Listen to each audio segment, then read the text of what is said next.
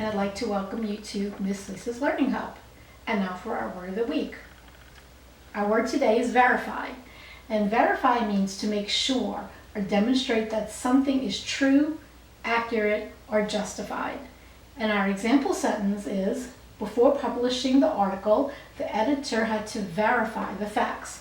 So she or he had to go and make sure everything that they were going to say was correct and true. Some synonyms for verify, synonyms mean the same, would be to confirm, validate, affirm, or authenticate.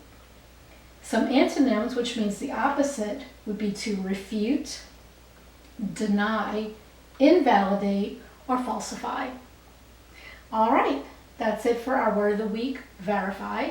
If you like what you saw, please consider liking and subscribing to my channel. Let me know what you think in the comments section, and I'll see you in the next one.